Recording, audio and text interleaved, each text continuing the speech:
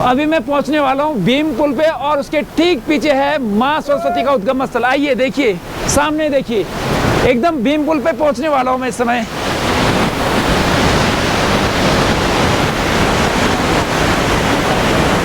वाह,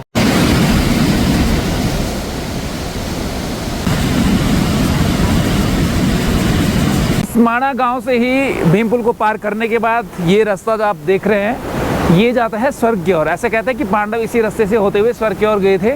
और यहाँ तो वल्लभाचार्य जी जब यहाँ पे आए तो साक्षात वेद व्यास के दर्शन हुए, क्योंकि वेद व्यास तो आज भी अजर अमर हैं। बोल श्री वेद व्यास भगवान की। वाला द्वापर का अंतिम समय। तो पीछे आप जो संगम देख रहे हैं ये है केशव प्रयाग, जहाँ पे अलकनंदा और सरस्वती का संगम होता है। नमस्कार, मेरा नाम है सलेन सकलानी और आज मैं पहुंचा हूं भारत के प्रथम गांव माणा में।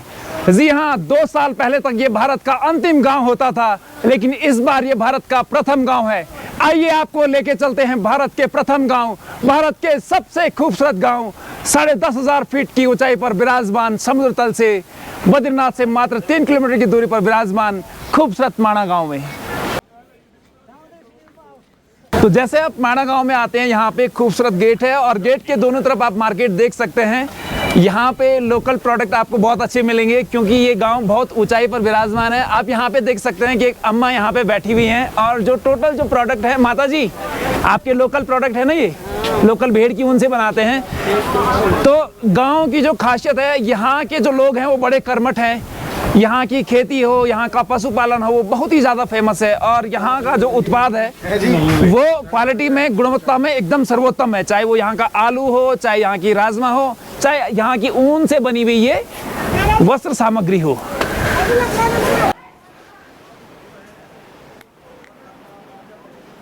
माणा गांव शायद भारत का सबसे साफ सुथरा गांव होगा। हालांकि यहाँ पे लाखों टूरिस्ट आते हैं, जो भी बद्रीनाथ आते हैं वो इस माणा गांव में विजिट करने के लिए ज़रूर आते हैं, लेकिन बावजूद उसके आप यहाँ पे देखेंगे रास्ते एकदम साफ़ सुथरे हैं, नीट एंड क्लीन है। तो इसमें माणा गांव वाले जो लोकल लोग हैं ये तारीफ़े काबिल है।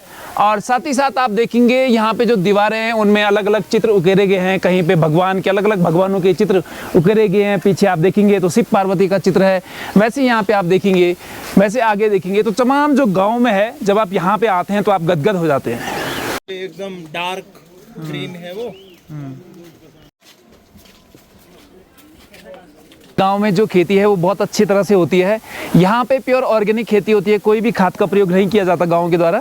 और उसके बावजूद आप देखेंगे जैसे यहाँ पे कैबेज है तो कैबेज भी बहुत अच्छी क्वालिटी का यहाँ पे पैदा हो रखा है। और ऐसे ही राई हो गया, यहाँ पे आलू बहुत फेमस है। राजमा मैंने आपको बताया, मंडवा शायद गाँव वाले लगाते हैं। तो अच्छी बात यह है कि यहाँ के लोग बड़े स्ट्रॉन्ग हैं। उसकी बड़ी वजह यह है कि यहाँ पे जो खाना खाते हैं वो बहुत नेचुरल फूड खाते हैं, ऑर्गेनिक, प्योर ऑर्गेनिक खाना खाते हैं। शायद खाद वाला खाना लोग कम खाते हैं। मैं आपको लेके चलने वाला हूँ भीम पुल पे। यहाँ से एकदम पास में है भीम पुल और आप देखेंगे यहाँ पे ये देवदार के पेड़ हैं जो प्लांट किए हुए हैं, ये खुद से पैदा नहीं हो रखे हैं। तो ये अच्छी पहल है। ठीक है, माणा गांव केवल भारत का प्रथम गांव नहीं है।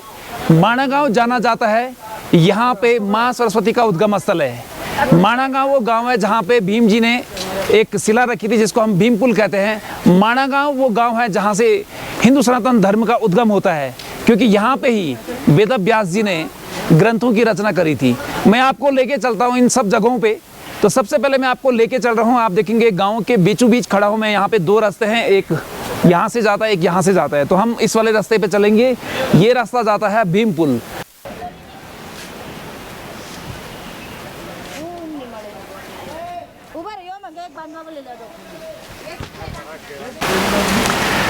माणा गांव समुद्र तल से 10,500 फीट की ऊंचाई पर विराजमान है।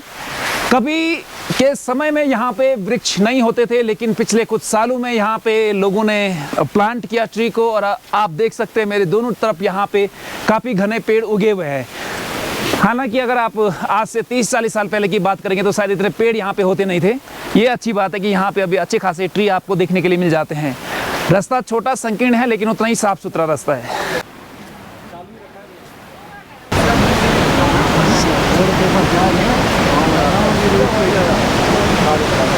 Oh my God.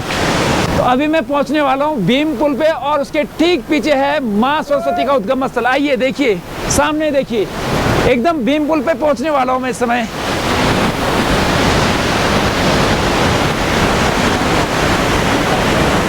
वाह,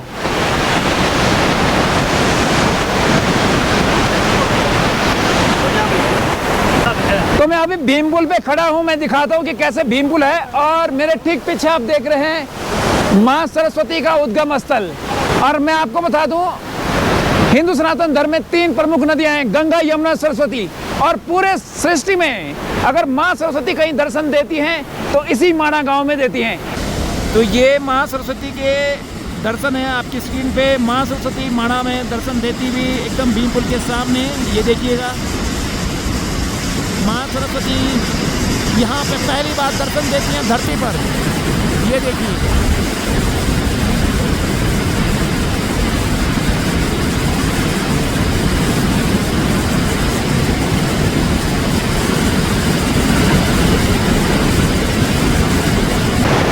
मां सरस्वती के ठीक बगल में ही एक मंदिर है जो मां सरस्वती का ही मंदिर है। जो मैं इस समय भीम पुल पे खड़ा हूँ, नीचे से दिखाता हूँ कि भीम पुल कैसे दिखता है।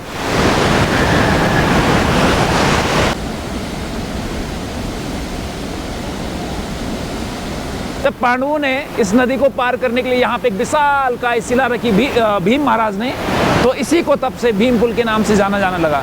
और जो भी लोग इस माणा गांव में आते हैं वो जरूर इस भीम पुल के दर्शन करते हैं और अनुभव करते हैं महाभारत काल के उन महावीरों का, कि वो कितने वीर रहे होंगे जो इतना बड़ा पत्थर यहाँ पे अकेले रख के चले गए।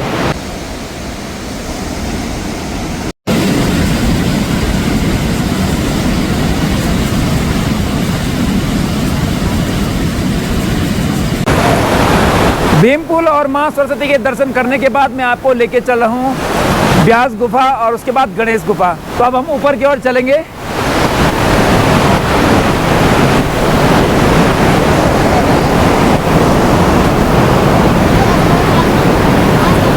माणा गांव से ही भीम पुल को पार करने के बाद ये रास्ता जो आप देख रहे हैं ये जाता है स्वर्ग की ओर। ऐसे कहते हैं कि पांडव इसी रास्ते से होते हुए स्वर्ग की ओर गए थे।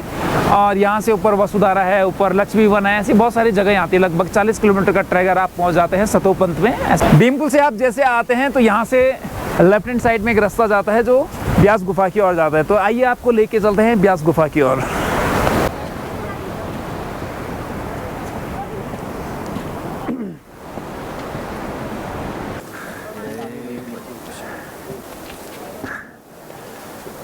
तो अभी मैं पहुंच चुका हूं व्यास गुफा पे। आइए आपको लेके चलते हैं, बताते व्यास गुफा के बारे में। अंदर जाने के लिए आपको अपने जूते चप्पल यहीं उतारने पड़ेंगे।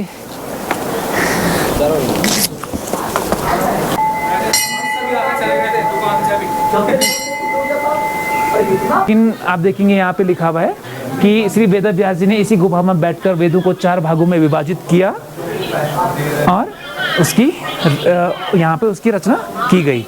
तो जब वल्लभाचार्य जी जब यहाँ पे आए तो साक्षात वेद व्यास के दर्शन हुए, क्योंकि वेद व्यास तो आज भी अजर अमर हैं। बोलो श्री वेद व्यास भगवान की जय। वेद व्यास जी बोले गणेश जी लिखे थे यहीं पे जहाँ पे आप लोग उपस्थित हैं। जी हाँ, ओनली महाभारत, बाकी ग्रंथ तो पहले वेद व्यास जी ने स्वयं लिखा जी।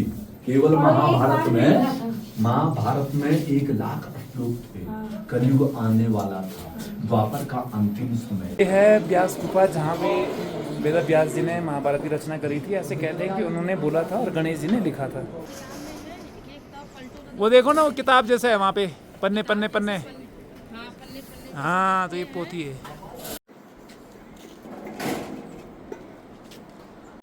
जब आप व्यास गुफा से 150 मीटर चलते हैं नीचे की ओर तो आपके लेफ्ट हैंड साइड में एक छोटा सा मंदिर आप देख रहे हैं पीछे, ये है गणेश गुफा। जैसे कि मैंने बताया वीडियो में कि भगवान व्यास ने वहाँ से बोला था और गणेश जी ने यहाँ पे महाभारत की रचना करी थी। और ऐसा कहते हैं लोग कि भाई ऐसे कैसे पॉसिबल है कि उन्होंने वहाँ से बोला, उन्होंने यहाँ से लिखा। तो भाई वो भगवान थे, उनके पास दिव्य दृष्टि थी, दिव्य शक्ति थी, तो इसलिए उन्होंने उनकी रचना करी।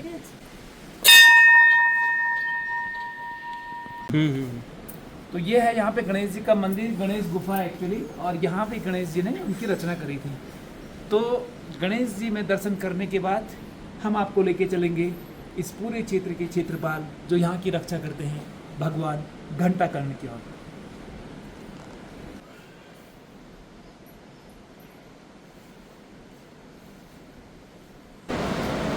पूरे माणा गांव में दर्शन करने के बाद अब मैं आपको दिखा रहा हूँ केशव प्रयाग।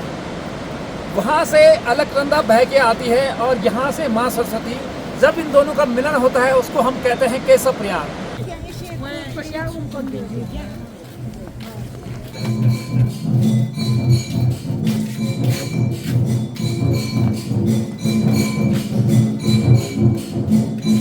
ये मंदिर में किराना आपकी सेफ का है कुछ सेफ तो अभी मैं पहुंच चुका हूं भगवान घंटाकर्ण के प्रांगण में, और इस पूरे बद्रीनाथ घाटी को लेके जितना भी यहाँ पे ये पूरा क्षेत्र है, अगर इसके कोई क्षेत्रपाल हैं तो वो हैं घंटाकर्ण भगवान। ये इस पूरे क्षेत्र की रक्षा करते हैं, इस माणा गांव, इस बद्रीनाथ, इस पूरे घाटी की रक्षा करते हैं। तो जब भी आप बद्रीनाथ आते हैं, जब भी आप इस माणा गांव में आते हैं तो जरूर इस मंदिर में आइएगा और दर्शन करिएगा यहाँ के क्षेत्रपाल भगवान घंटाकर्ण के।